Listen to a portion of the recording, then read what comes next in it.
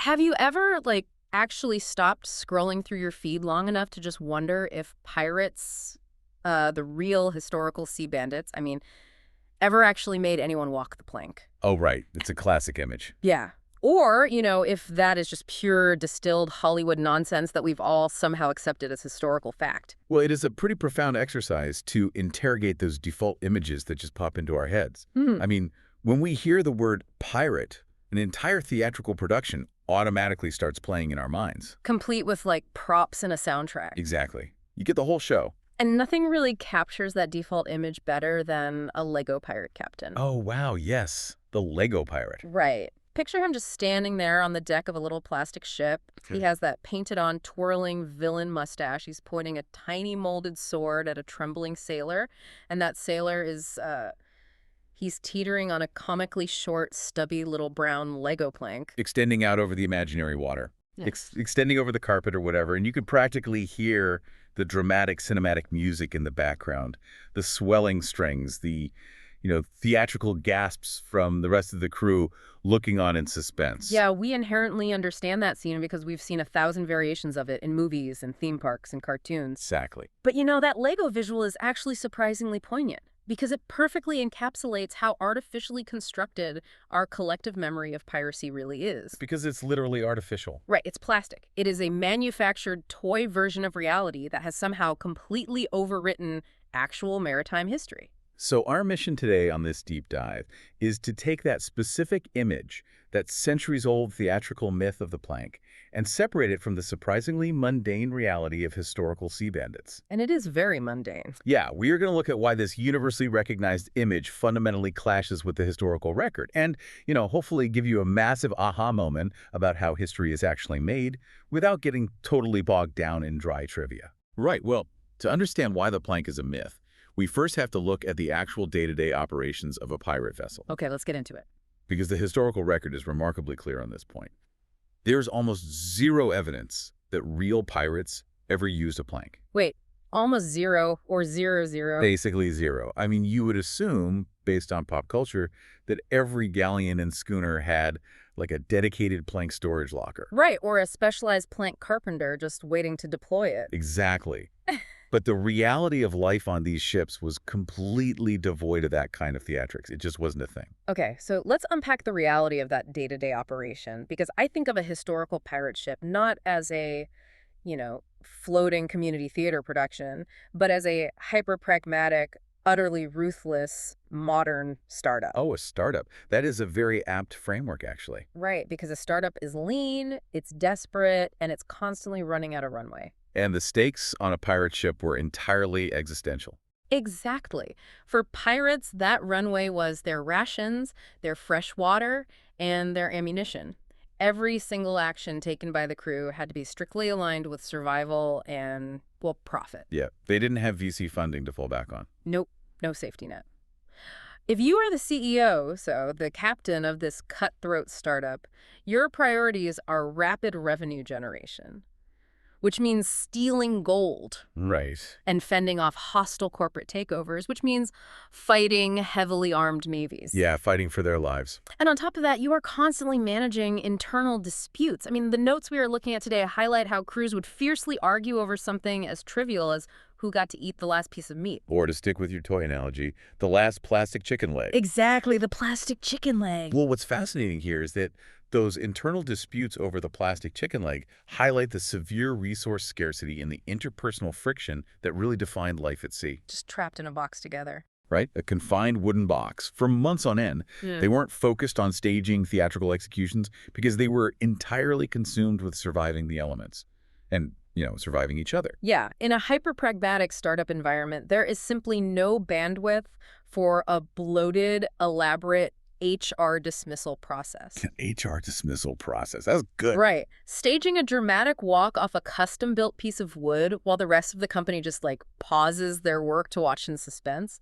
That is an incredible waste of company time. It really is. And this is where the very concept of walking the plank fundamentally clashes with the core operational requirement of a pirate ship, which is efficiency.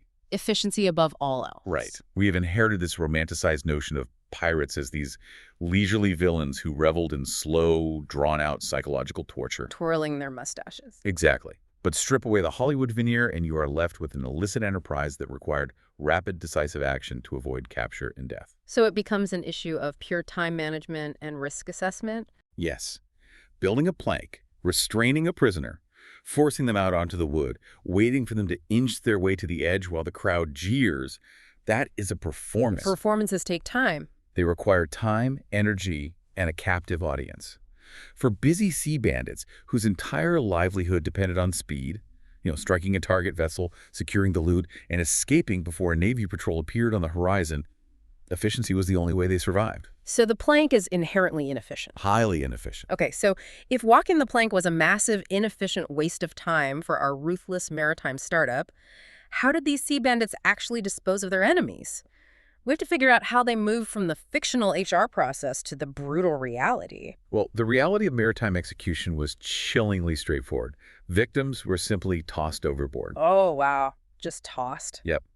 There was no preamble, no suspenseful music, no balancing act on a piece of timber. It was a quick shove over the railing into the ocean, just gravity and water. Honestly, it's like taking out the trash. It was very much treated that way. However, there is one specific grim detail in the historical record that adds a layer of complexity to this. Oh, what is it? Occasionally, these victims were given what you might call a cannonball accessory for extra flair before they were tossed over. Wait a minute. Hold on. Yeah. That doesn't make sense. We just spent 5 minutes talking about how these crews were ruthless, efficient startups that hated wasting time on theatrical performances. Right. So hauling a heavy piece of iron artillery across the deck and tying it to a guy just to give an execution some pizzazz, doesn't that completely undermine the idea that these guys were ruthlessly efficient? I know it seems contradictory at first glance, but the addition of the cannonball actually reinforces the efficiency argument when you look at the mechanics of maritime survival. Okay, I'm going to need you to explain that. We have to redefine what flair means in this context. It wasn't about putting on a show for the crew. How does hauling a 30-pound iron ball over to a prisoner translate to efficiency, though? Well, consider the variables of simply shoving someone overboard, especially in waters where land might be near, or maybe another merchant ship might be sailing just over the horizon. Okay. There is a non-zero chance that the person survives. They might be a strong swimmer, they might tread water for hours, or they might cling to a floating piece of debris from a battle. Oh, and a rescued victim becomes a witness. Exactly. And a witness points the Royal Navy directly to your ship's location and identifies your crew. Loose ends. A survivor is a liability that can literally get the entire startup executed. Loose ends sink ships. So the cannonball is not a theatrical sparkler. It is the ultimate tool of ruthless efficiency. It is the application of practical, undeniable physics. Because they just sink. Right. You tie a cannonball to someone, and they sink immediately. Yeah. There's no treading water. There was no agonizing suspense. There were absolutely no survivors to be rescued or to tell the tale in a courtroom. It just eliminates the variable of human endurance completely. Wow. It is a definitive, brutal exclamation point. The goal is to permanently remove a threat in the fastest, most irreversible way possible. The contrast between the myth of the plank and the reality of the cannonball is essentially the contrast between drawn-out psychological suspense and immediate brutal gravity. And real pirates relied on the latter. They absolutely did. That is incredibly grim, but it follows a terrifying logical progression. It does. Which leaves us with a massive historical mystery, I think. What's that? Well, the reality was just a quick, heavy shove overboard with some practical gravity applied. Who actually invented the elaborate, suspenseful plank routine? Like, if the actual sea bandits weren't doing it, where did this ubiquitous image come from? This is where we trace the root of the Hollywood myth back to its origin point. When you dig into the archives, looking for the very first major mention of plank walking, you do not find it in a historical ship's log. No. No, you do not find it in a pirate's diary or Navy arrest records or courtroom transcripts from the 18th century. So where do you find it? You find it in a novel. Wait, really? A novel? A work of pure fiction. Here's where it gets really interesting. Our entire cultural understanding of pirate executions, an image so powerful it has its own toy sets and theme park rides, was basically invented by a novelist looking to sell books. Yep. Just a writer trying to make a buck. So to everyone listening, the next time you're watching a movie and someone brings up pirates making people walk the plank, I want you to just picture that Lego pirate captain tripping over his own little brown plastic prop. Because the prop isn't real, it's stage dressing. Exactly, it's completely made up. And if we connect this to the bigger picture, it reveals something profound about human memory and how history is actually recorded in the collective consciousness. How so? It demonstrates the sheer power of narrative tension to completely override reality. But how does the mechanism of that work? I mean, how does one fictional book, or even a handful of sensationalized stories, manage to completely erase the actual historical record across the entire globe? Well, it comes down to the fundamental difference in the goals of a ship's log versus the goals of a 19th century novelist. Okay, let's compare them. What is an actual ship's log? It is a mundane maritime accounting book. Just numbers and dates? Right.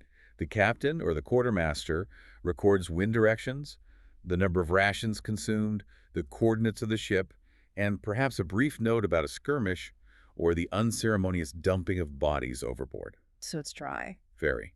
The historical blueprint does not contain cinematic tension. A diary entry that reads, "Tossed a man over today, wind is blowing east," is factually accurate, but it is narratively dead. Yeah, it certainly doesn't keep you on the edge of your seat or make you want to buy the sequel. Exactly. But a novelist's entire job is to create and sustain tension. To sell books, particularly during the boom of sensationalist print culture, they needed compelling set pieces. It needs drama. They needed the protagonist to be in peril, inching toward their doom while the villains laugh, allowing just enough time for miraculous rescue or a sudden reversal of fortune. Oh, wow. The plank is the perfect narrative device for that. It's literally a ticking clock made of wood. A ticking clock made of wood. That's a great way to put it. Human beings are psychologically wired to respond to stories, to tension, to narrative structure. And a quick shove overboard is just too fast. Way too fast. It doesn't let the reader savor the danger. The plank artificially extends the moment of death, wringing every drop of suspense out of the scene. So the novelist's exciting invention easily hijacked the boring, brutal history because the fiction was simply a better story than the truth. Yes. We kept repeating the fiction in plays, then in movies, then in cartoons, until we collectively forgot it was an invention. Which brings us to the ultimate irony of life at sea, I think. What's that? Well, we have this grand, dramatic, fictional threat of the plank, and we have the dark, practical reality of being tossed overboard with a cannonball. Right. But the historical record reveals one final truth about what was actually the most prevalent, fatal danger on a pirate ship. Yes. And it is entirely anticlimactic. The grim, incredibly unglamorous reality of maritime life is that the real danger was slipping on the deck. Just slipping. On a wet wooden deck. That's it. That is the true grim reaper of the seas. It is the ultimate anticlimax, but it is deeply historically accurate. Picture these massive wooden ships out in the open ocean, They're tossing around. constantly bombarded by waves and sea spray.